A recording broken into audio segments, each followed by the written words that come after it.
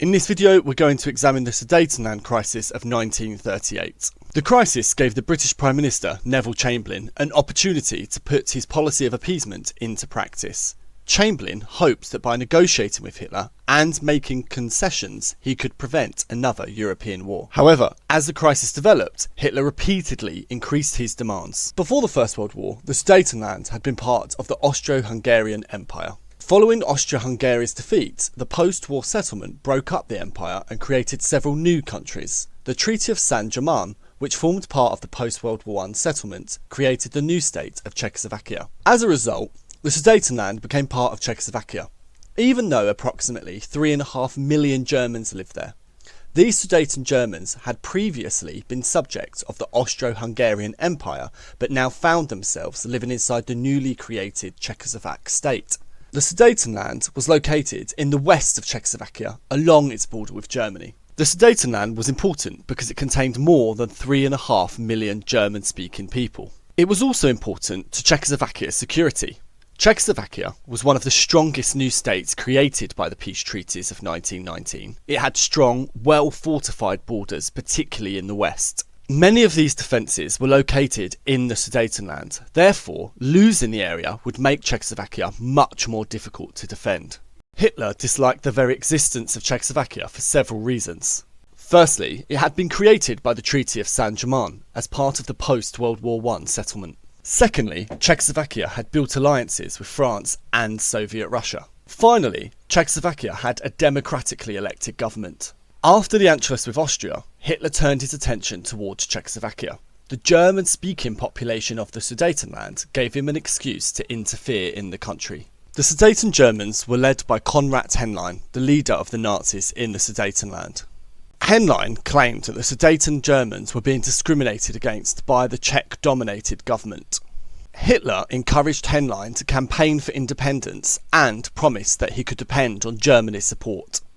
Hitler also encouraged protests and demonstrations by the Sudeten Germans, and riots broke out. By creating unrest in the Sudetenland, Hitler could make it appear that the area was facing a serious crisis. In May 1938, Hitler considered seizing the Sudetenland. However, he was discouraged by the possibility that this could lead to war with Czechoslovakia, France, and the Soviet Union, supported by Britain. This did not mean that Hitler abandoned his plans, it was only a delay.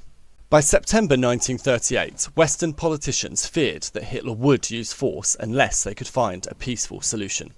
Chamberlain was determined to use appeasement to prevent war. On the 15th of September 1938, Chamberlain flew to Germany and met Hitler at Berchtesgaden. Chamberlain wanted to discover exactly what Hitler was demanding. Hitler told Chamberlain that he wanted all the German-speaking parts and only the German-speaking parts of the Sudetenland to join Germany. However, he said this would only happen after plebiscites.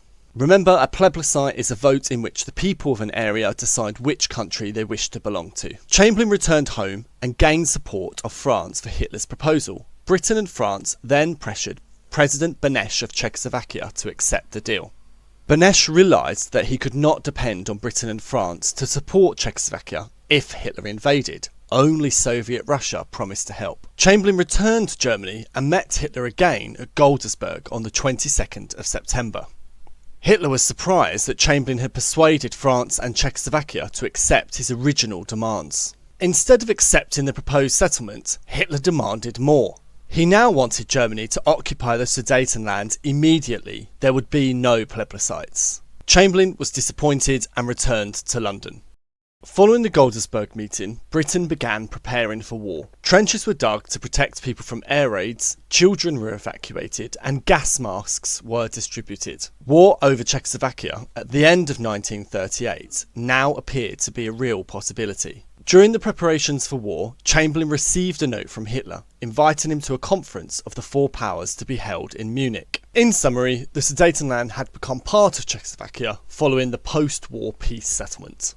Although it was located inside Czechoslovakia, it contained approximately 3.5 million Germans who had previously lived within the Austro-Hungarian Empire. Hitler used the complaints of the Sudeten Germans as an excuse to interfere in Czechoslovakia. He encouraged Henlein to campaign against the Czech government and support protests and demonstrations. Chamberlain attempted to solve the crisis through appeasement. However, after Britain, France and Czechoslovakia had accepted Hitler's original demand, Hitler increased his demands and called for the immediate German occupation of the Sudetenland. By late September 1938, Britain was preparing for the possibility of war and Chamberlain received an invite to a conference in Munich. Watch the next video, which is about the Munich Agreement.